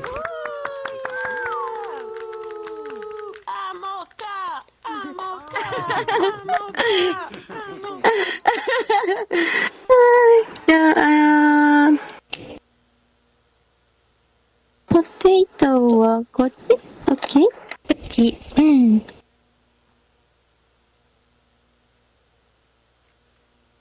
Yay! Thank you so much for joining me in a conversation in our gorgeous cinema that was made by Lucy. It was a pleasure to show your music video here. I have lots I want to talk about, but my first question, before we get into the themes of mystery and being tangled in time, I would love to know where your inspiration came and how Dr. Morrow's world was inspiring to you. まずは、今日は来てくださりありがとうございましたと、たくさんお話しする機会ができてとても嬉しいです。まずはこの時と記憶というものをまたぐミステリアスな話題に入る前に一つ、この曲の原点のお話を聞かせていただきたいです。この曲のインスピレーションは一体どこから来たのか、またはドクター・モローさんのワールドを訪れた際にアイデアが湧いたのか、などなどお願いします。はい。まず、このお話をする前には、アモカにとってとっても大切であるミュージックコンポーザーを紹介する必要があります。アモカの楽曲は、アモカメンバーの手によるものだけではなくって、様々なクリエイターとのコラボレーションで生まれています。で、その一人、クリエイターの一人である、淡井園さんによって、この曲は生まれました。で、アルバの他にも Seven Layers Train だったり Believe Your Spark っていう曲など複数のアモカの楽曲を彼の手によって、手掛けられています。So first of all, in order to start answering this question, we need to introduce a really important music composer for the song itself. So Amoga's music is not just made by Amoga members, but also in collaboration with several different creators. And one of those creators, their name is Owai Sono, and they have also worked on other songs such as Seven Layer Train and Believe Your Spark. そして、はい。ドクターモロによるオーガニズムが公開されたときに、私たちも友達と集まって、絶対この、オーガニズム行きたいねっていうことでワールドを見に行ったんですけれども、その、ワールドの素晴らしさにね、本当にすぐ魅了されまして、で、私たちはもうこのワールドが本当にすごくて、ぜひこのワールドを使って、ぜひ、もう MV 作ってみたいなっていう気持ちに駆られました。で、その時に一緒に先ほど紹介した淡井園さんも一緒に友達、そして一緒にワールドを巡ってたんですけども、その時に、彼に、もし、淡井園がこのワールドを一緒に見て、今思った気持ちで楽曲を書いたらどんな風な曲を書くっていう風にさりげなく聞いてたんですね。そしたら、後日、突然、淡井園の方から曲を作ったよっていう風に突然持ってきてくれて、それで、本当に驚いたんですけど、それでもう、ワールドのことを思い出しながら、わあ、ここいいね、ここのワールドの中のここ素敵だったね、みたいなところを、見事に表現されていたので、もうすぐに私たちもその楽曲の歌だったりとか、歌詞だったり、全体的な作りに、重点的に、しっかりと取り組むようになりました。So when Dr. Moro's organism was initially released, we had gone with our friends to kind of just, go and check out the world and enjoy it for itself, and was really enthralled with it. So we were already thinking like we would want to make a song or film a music video in this world. So as a joke, Ivo had kind of commented, what would a song here look like? What would that be like? To OI, who was also on that small little adventure. And at a later date, suddenly they had brought this song over, like, hey, I made this song, and surprised all of us, but it had really captured sort of what they had felt as they were going through the world. So they thought that was wonderful, and they started to, one thing led to another, started making words for it, started to think about what the video would look like. Moi-san, did you want to add anything to that journey? 森さんからも何かそれに付け加えることありますでしょうか？そうですね。本当に我々は VRChat のクリエイターと一緒にやっているので、仲間たちと作っているというところが一番大きいです。そして、このモロの、ドクターモロのオーガニズムっていうところも、これも、確か10人ぐらい一緒にみんなで言ってて、ここがすごいねって言って感動して、それがもう作品に落とし込まれたというような感じです。So, as being VRChat creators, a lot of what we make is in collaboration with friends. So you're never really making anything alone. You're making it with your buddies. And as things went, there were 10 or so people that had been a part of this kind of adventure, and all of us kind of all of us wanted to express what Dr. Moro's organism had kind of brought them. Yeah. Well, the song feels so perfect for the world, and so I was really curious what came first, the song or the music video. But it sounds like they were made in tandem, which I think is really creative and really inspiring. Is that true? その曲があまりにもパーフェクトだったというか、だからその歌が先に来たのか動画が先に来たのかちょっと気になるところだったんですけど、それは両方とも聞いたところ両方並行で制作されたような印象を受けるんですけど、どうですか？そうですね。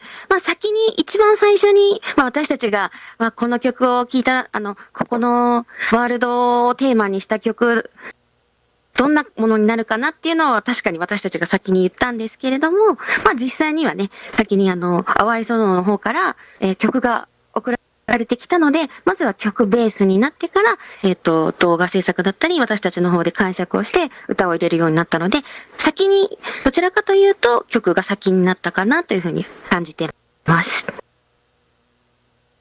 So while it sort of did end up being a situation where we had kind of talked about a video first and then the song came, at the same time the song was really what sort of shaped the entire thing. So Sono making the song, we interpret that as, that was sort of what came first before the video itself, and then we started to add our interpretations into the creation of the video. I love how creative that is. It's such an awesome journey, and especially with music and video too. I want to talk about the camera and the cinematography. There's this one beautiful shot, a slow movement that goes into a big red image with you and Moi-san sitting in the center, and I'm really curious if you were very intentional in your camera movements and you planned each shot very intentionally before the video, or if it was more playful and going into the world and finding images as you were there. そのミュージックビデオの中のちょっと撮影技法に関しての質問なんですけど、このゆっくりとしたカメラの動きとかたくさんあったりとか、お二人が中央のノイズ映像の前に座っている際にゆっくりと赤い壁にカメラが近づくっていう演出がすごく心に残ったんですけど、撮影の際ってこういった動きを先に計画してから挑んだのか、それともワールドを探索する中で即席に撮影していったものなのか、どちらでしょうか？じゃあ、モイさんから。はい。アモカの撮影技法には、基本的に、コンテみたいなのがなくて、ほとんど即席なものがほとんどです。で、このオーガニズムのワールドを、このオーガニズムのこのアルバムの MV 自体は、オーガニズムをある程度、最初から最後まで順番に、なるようにシーンが、進んでいくように作っていて、基本的にはワールドの最初からいろいろワールドを進みながらいろいろシーンを抑えています。で、このシーンに関しては、もうここの場所を見つけて、ここで撮りたいってなって、そこから、構図を決めて、いろんなカメラのパターンを試してみて、最終的にこの形に落ち着いたという、もう割と即席のフローで進めています。So, as traditional sort of filming methods go for Mocha, there's no real storyboard, and a lot of it does tend to be sort of on the spot. And in ALBA, the music video for ALBA itself sort of follows the adventure you take an organism in sort of like the chronological or linear order, so to speak. And so for the scene, once they saw it, they were like, oh my god, we really want to take something here. So on the spot, tried a couple different angles, tried a couple different methods, and then sort of worked their way through the scene and ended up on what ended up being in the video. Oh, thank you for sharing that. I was so curious. The visuals in the video are so beautiful. And they feel, very well polished and well composed. So, congratulations on your incredible visuals. Thank you so much. I'm curious about your lyrics and the words of the video. And I don't want to reveal any secrets, but I'm really curious how you came across the term ALBA and what ALBA did for your inspiration, how that word inspired you. まずはその先ほどの回答ありがとうございますと、すごく素敵なビジュアルもあって、とても素敵なビデオに仕上がっているんですけど、この曲の歌詞自体とてもミステリアスでちょっとポエミーな感じがあるんですけど、あまり秘密を明かしてほしいというわけではないんですけど、このアルバという花言葉で言おうとしました。アルバという言葉に行き着いた方法と、それが全体的なディレクションにどういう影響を及ぼしたのかっていうのを教えていただけたら。そうですね。先ほど、皆さんもご覧になったと思うんですけども、MV の中に一瞬だけ映る、大きなアルバっていう、ロゴが、タイトルドーンって出てくると思うんですけど、その下にですね、ちょっとちっちゃく実は、アルバの意味が書いてます。で、そのまま、イングリッシュで書いてるんで、読めるとは思うんですけれども、1個が、まずラテン語で夜明け、で、2個目が夜顔。一方、ちょっとごめんなさい。スペイン、あれ読めない。ラテン語の一方も、アルバ。なんとか、一本もえばアルバ。そう。芋虫に似た白色。で、っていうものは物に絡んで這い上がっていくみたいな夜顔。で、3つ目が花言葉として、夜の思い出、夜、妖艶、あと、悪夢ですね。っていうことを、アルバのね、下のところのタイトルにひっそりと入れています。で、あともう一つが、これは、コンポーザーである、淡井園さんから、実はいただいている、裏のテーマとして、森さんこれちょっと話してもらってもいいですか？はい。ここまで一回切らなくて大丈夫ですか？一回ここで切った方がいいかな？大丈夫です。続けて。じゃあ、ごアヘッ続けます。はい。裏のテーマとして、この世界の主人公である、オーガニズムの制作者、ドクターモロさん。という、意図があります。で、ただ、ここについては、曲を聴く人の解釈に委ねたいので、それはあまり表には出してない部分です。Okay, so when you guys just saw, 大丈夫ですか？大丈夫です。Okay. So when you guys saw the screening of ALBA, I'm pretty sure you saw the logo that shows up for a split second, a very big logo. But if you pay attention, there's actually a little bit of English text underneath it that says a little bit, that tells you, like gives you hints on what that actually is. So the first thing is, in Latin, it means sunrise or the daybreak. And the second thing to it is Ipomoe alba, which is some form of white morning glory flower. And so there's a couple nuances there of that being a very white color, kind of almost grubby. And you know how caterpillars, grubs, they sort of crawl upward towards the plant that they're on top of. And the third sort of bit to that is the flower meaning for the Ipomoe alba itself, which is memories of the night, nightmares, and also kind of like a mysterious kind of feel to it. Additionally, from Moi-san, so this is a little bit of an underlying theme that they got from the original composer, Sono, of what their intent was with making the song. And it kind of goes through the world from the original creator of Organism, so Dr. Moro being set as sort of the main character of the song itself, but the lyrics itself kind of open to interpretation, and they want to keep it that way, just to kind of get you thinking about what that could be about. Well, I think it is such a subjective video and is full of so much mystery, which I love and I really enjoy. One theme that comes across really strongly especially in these sequences, well, one theme that comes across really intentionally is this theme of time and being lost in time. And I'm curious if the sequences where you're match cutting and going to different places in the world was inspired by that theme of time, because that felt just really inspiring to me. とても抽象的な作品となっていて素敵なんですけど、自分の主観的な話になるんですけど、作品のテーマ自体が結構時間というものだったり、そういったものをイメージしている風に感じたんですけど、例えば映像内で何度も別の場所にテレポートしてお二人の姿を描写しているっていう、やっぱりそういうテーマだとしたらすごくよく合ってると思うんですけど、できる範囲で言うので、そのシーケンスを制作した際のディレクションだったり方向性決め方を教えてほしいです。はい。もうまさにそうですね。曲の中でもやっぱり時間をテーマにしていたりするところがあるので、そういったものを表現するために、小回りというか、同じ場所に立って、で、カットしていくっていう技法を使っているっていうのは確かにその通りです。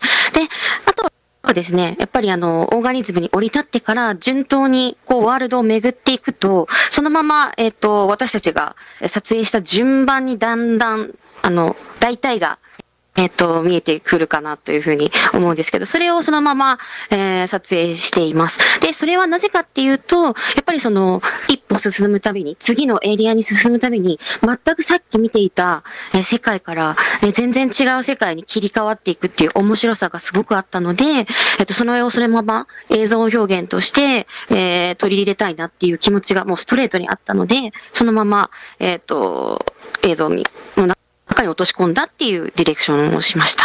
あとやはりそれが結果として進んでいくこと、もう深く進んでいくことが、ワールド制作者であるドクターモロさんが、見てほしいもの、ストーリーだったり思いだったりにつながっていくのかなっていうふうにも考えていたので、それも表現しています。So you're absolutely correct that time is a very core theme to the song itself and the video. And one of the things was that visiting the world lets someone who had listened to the song also kind of follow along in the correct order of how the video goes to how the world itself goes. And because the world itself just has very drastic changes in the environment, it's also just, visually it was just very impactful. And also when you're kind of going through the experience again, when you're going through the world, kind of matching that energy. And additionally, wanted to kind of sort of follow suit to what the world creator, Dr. Moro himself, kind of laid out the rails for. So kind of, again, kind of respecting and honoring that within the work. Was how they came up with the direction and used. Yeah. Okay. Right. Yeah. Yeah. I'm curious. I know that Dr. Morrow has been a really big influence in this project and in ALBA and the song. But I'm curious if what are your other influences? Are there other artists that you're inspired by? I'm so curious to understand if you have any other creative influences that might have informed the direction of this video. まあ、ドクター・モロさんもすでに何度か名前が出てらっしゃるんですけど、この作品自体、こう結構その、彼のそのインスピレーション受けてるけど、他にもこう影響を受けたものとかってありますでしょうか？そうですね。我々はその表現技法とか、この MV の作り方とかに関しては、まあ、アモカの二人とも、映画とかゲームが大好きなので、まあ、たくさんの作品から影響を受けてます。で、具体的に、まあ、アルバのシーンと挙げて言ったりすると、例えば、まあ、途中の、廊下を抜けていって、左右に二人が立ってるんですけども、同じ廊下の地続きなんだけど、二人が突然、ワープして目の前に現れたりする技法とか、まあ、ああいうところの見せ方とか、ちょっと不気味なところなんかは、例えば映画で言ったらシャイニングとか、そういうこう不気味さを表してるようなね、そういった表現を入れたりしてます。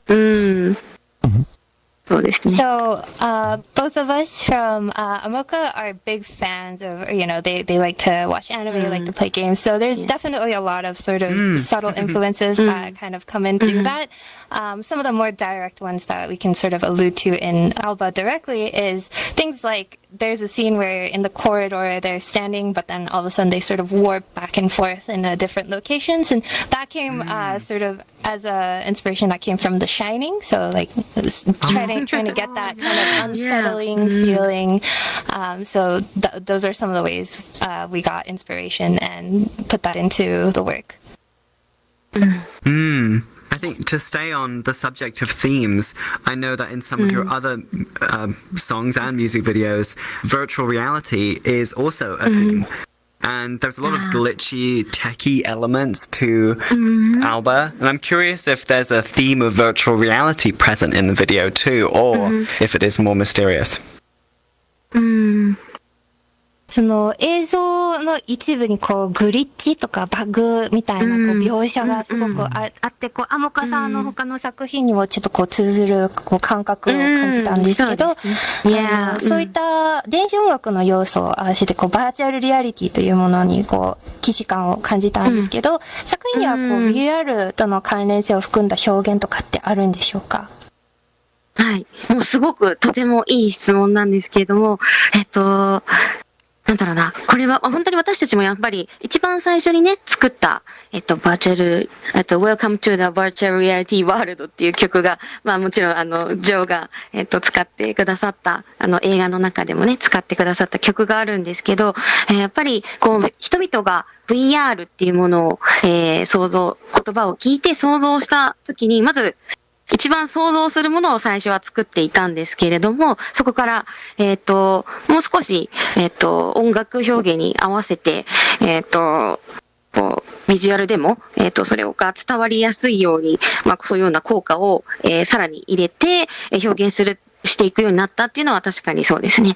で、オーガニズムのこのアルバに関してなんですけど、これは、そうですね。あんまりオーガニズムの言ってない方がいらっしゃったら、こうネタバレになるので、あまり言っちゃいけないかなと思いつつも結構重要なことがあるので、まあ、言ってしまうんですが、ワールドを最後まで進めていくと、まあ、最後に、最初の場所に戻ったりとか、するっていうのがあるので、そういったそのストーリー進めたと同じように、MV の中でもそれを表現して、で、また繰り返しリピートしていくみたいな、いろんな表現を、まあ、使っているというか、そういうような構成にしたっていうのもあります。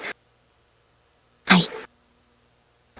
So with songs like Welcome to Virtual Reality, which you have also used in your own works, we were making something that were a little bit more direct in terms of how to showcase that and how to express that. But as of recent, just trying to put in more by pulling more inspirations, more expressions from the music itself. So in the process of creating ALBA, so this one's a little bit of a spoiler for the world itself. So apologies if people have not quite had time to check it out yet, but it's a wonderful place to check out. So when you return, when you go through the world of ALBA, you will return to where you started, right? You will, sorry, not ALBA, organism. When you're browsing organism, when you make it to the end, you will be brought back to the start. So that was sort of another thing that kind of really influenced that last shot, especially of kind of looking at yourself in the mirror and where you started off in the beginning. Yes, I mean, we haven't talked about reflections, but that also is such a key visual element of the video too. Now, I've got one more question before we go to audience questions, and that is, well, firstly, I want to tell our audience that Amoka don't just have ALBA, but they have a stunning body of work that I really recommend you go and see and listen to and enjoy. And I'm sure that there's a lot of people watching, artists and directors and video creators, who will be really inspired by you both. And I'd like to ask you, what would you like to share for artists who are just starting out? What advice would you give? まずは観客の皆さんにお伝えしたいことがあるということで、アモカはアルバ以外にもたくさんの素敵な作品、ミュージックビデオがあるので、見てほしいということで。で、もう一つは今日この場にいて、お二方の活動に感化されたりだとか、これから何か映像作品を作りたい、音楽をバーチャルリアリティに持ってきたいっていう方はいると思うので、活動を始めようとしている方、アーティストさんなど、へのアドバイス、助言とかはありますでしょうか？はい、そうですね。やはり、私たちが、ここの世界で音楽をやって、そして MV を作ろうって思ってきっかけが、やはりもうたくさんの、ワールドクリエイターの人たちがたくさんいて、で、それぞれが素敵な、世界を本当に作っている。そこにまず本当に感銘を受けたので、まずこの VR チャットの中にあるたくさんの素敵なワールドを楽しんでほしいな、探してほしいなっていう気持ちがまず最初にあります。で、そしてその上で、この世界で知り合った、たくさんの仲間、友達だったり、大切な人だったり、あとリアルのね、友達を、一緒に VR の世界に呼び込んだりとか、そういうことでも構いませんので、本当にいろんな人との出会いによって、この世界を一緒に楽しむっていうことがすごく大事かなっていうふうに思っているので、まずはこの世界でたくさん遊んで、いろんな体験をして、で、それを、自分の制作の中に、入れてほしいなっていうふうに私たちは、いつも考えております。So first of all, at the end of the day, you have to kind of find your way into virtual reality first. So there's plenty of wonderful creations, from worlds to avatars to everything. And just to, first of all, just really understand the medium and sort of the magic and the joy that it brings to it. And along the way, whether you meet people or bring other folks into this VRChat platform or VR platform to find kind of like friends in a community, or those are the things that we find important to creating. So first and foremost, enjoy, experience VR and VRChat, what it has to offer, and then from there, kind of finding what to express through that, and then bringing it together. Is something that we strongly believe in. Yeah. Well, that's beautiful, and I think a lot of us can relate to that experience too, as a lot of other creatives in this platform. Moi-san, would you like to add anything for our last words? モイさんも何か一言最後に一言ありますか？そうですね。このさっきの質問に関わることですが、特にこの VR というジャンルに関わりがない、関わらず、すべてにおいて大事なことだと思うんですけど、アモカの、我々二人は、もともとそんなこの映像のクリエイターのプロというわけでもなくて、本当に好きでこういうの世界に飛び込んで、そこから、インスピレーションを受けて音楽、そして MV の撮影を始めました。でそこからまず、本当にまだね、何も手探りの状態で、とりあえず作品を公開して、それを続けていくことで、たくさんの人が見ていただけたので、もうとりあえず、なんか作りたいなと思った人は、とりあえず作ってみて、とりあえずアウトプットして、見ていただけたらなと思います。それも我々が見たいなというふうに思っています。はい。So what was said earlier was not important just to, or not something that's only important in VR, but also kind of like in general. Amoka ourselves are not professionals. Like we jumped into this this world and then got inspired and just tried to create with what we had. So whether it's scrappy or not, just try it and just make something. Right? Just output whatever and kind of find your footing. And if people will find it eventually. So try. Yes, I love that. I absolutely love that. What a beautiful sentiment. Now I'd love to open up for audience questions. If anyone has any questions, please come up and join us. Otherwise, we can continue talking. Does anyone have any questions?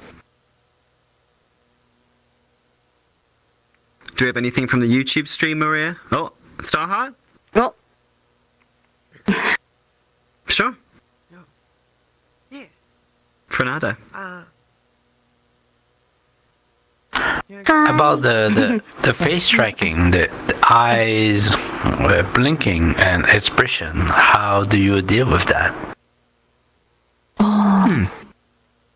こう顔のトラッキングなんですけど、こう目の動きだったり、こう瞬きとかってどういった風にコントロールされてますか？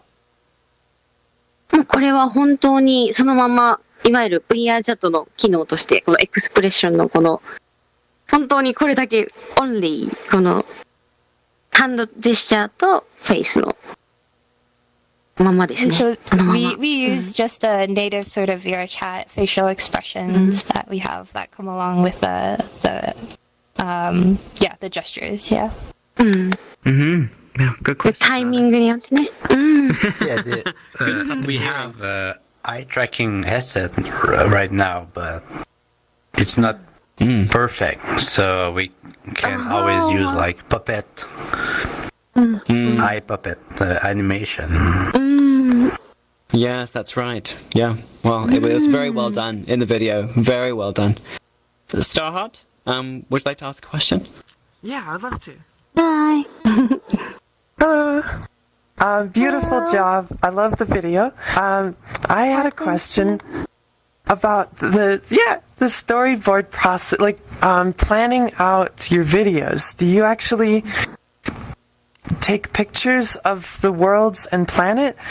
Because the song and the video and the world were all so interlinked. What's the process and how long did that take? For pre-production. Nice question. まずはとても素敵な作品でした。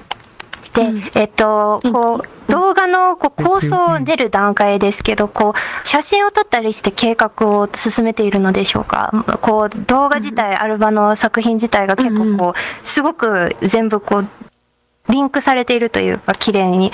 なのでそのプロセスがどんなものなのか、それで期間自体どれくらいの時間がかかったのか。そうですね。事前にもちろんこうワールドを何個かピックアップして、で、実際に行きます。で、もう、フォトは撮らずに、もう、そのままもうビデオから、もう動画でどういう風に映り込むのか、光がどう入ってくるのかとか、どう私たちが映るのかっていうのを、まず、もう動画の状態で確認をします。で、そこから、ここのワールドすごくいいね。アルバに関してはもう全部アルバの一本で作ってる、ワールド一つだけで作っているので、もうそれぞれのエリア、によってどういうふうに私たちが見えるかっていうのをこう確認しながらどこに立てばいいかっていうことを、考えて撮ってるんですが、実際に、撮影した期間って何時間ぐらいだったっけ？そうですね。ちょうど撮影期間においては1週間ぐらい。トータルで1週間ぐらい。トータルで、20時間ぐらい撮ってますね。20時間ぐらいは撮ってます。20時間が4分ぐらい撮ってるっていう。はい。そうですね。編集はまた別。うん。どうぞ。Okay. うん。So usually with most songs, it's sort of like pick a few worlds and then go to them. And instead of taking pictures, they actually just take videos. So take footage of the world itself, look at the lighting, figure out if like how they look themselves in the shots. And with ALBA, it's a little bit different because it's just one world. So instead, you kind of go through all the different areas, take footage of that, and figure out where to stand. Yeah. So the actual filming itself was about a week, about 20 hours. Editing is a completely separate time frame, but that's about how long it took. Thank you so much. ありがとうございました。And thank you so much. ありがとうございます。Thank you so much. 素晴らしい。わあ、ありがとうございます。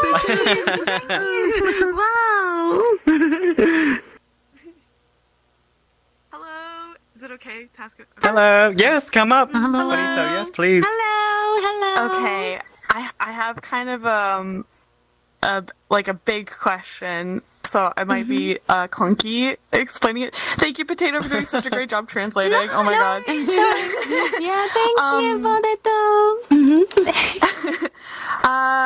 as performers and musicians, like I find creating in general, but also creating in VR can be very vulnerable. I'm curious if by having like live performances and so many different avenues to share your music in VR, if you've gone through any kind of transitions, like personally, like if you feel like you've changed in ways that were unexpected because of this relationship to the virtual medium and maybe like your persona or your avatars, or how you are able to express yourself differently in VR. So can you repeat the last part of that real quick for me? The question part? Yeah, so have you, after having changed because of the virtual medium, sorry. Yeah, if working in the virtual medium has changed you in unexpected ways based on your relationship to the medium or like your avatars, yeah. Yeah, sorry, it's such a clunky question. Oh no, you're No. こう、なんか、VR 内でのこうパフォーマンスだったり、音楽を作るのって結構こう自分をさらけ出すというか、結構自分を出すっていう意味ではこういろいろあると思うんですけど、こういろんな場所でこうパフォーマンスしたりとか、そういった経験を積んでいく上で、このバーチャルリアリティという媒体だからこそこう自分が変わらなきゃいけないっていうことをこう体験しましたか？さっきモイさんちょっとじゃあ。そうですね。It is a big question. 割とそうですね。いや、そう、バーチャルリアリティの世界においては、本当に我々に関しては、あるがままの存在を逆にさらけ出してるのかもしれないですね。いわゆるその、もう本当に我々が選んだ我々の姿で、こうやって表現活動を行っているので、本当に、ジャパニーズ、日本の、バーチャルの文化で言ったら、それも魂と呼ぶんですけど。そうだね。それがそのまま出してるような感じがするから、ちょっと質問の答えになってるかどうかちょっと若干怪しいんですけど、はい。どうでしょう？そうですね。そうですね。先にどうぞ。先に。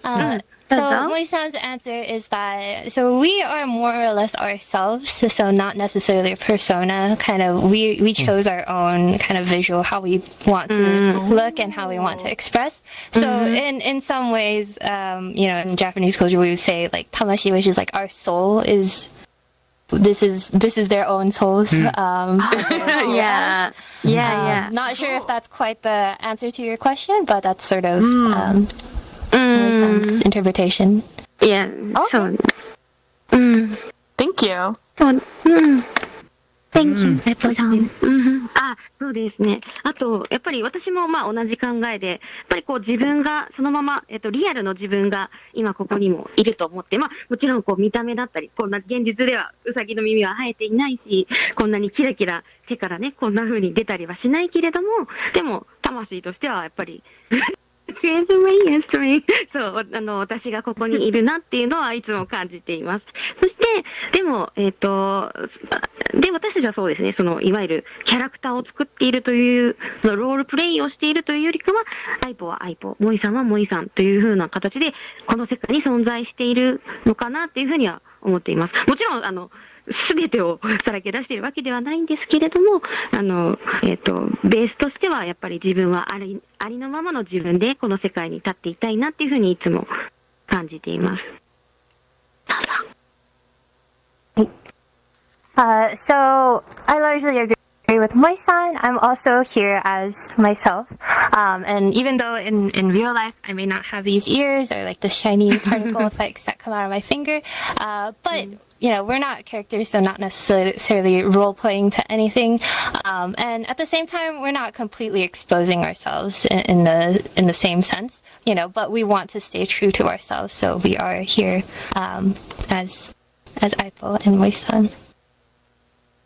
Okay, thank you so much. Thank you so much. Thank you, Monica.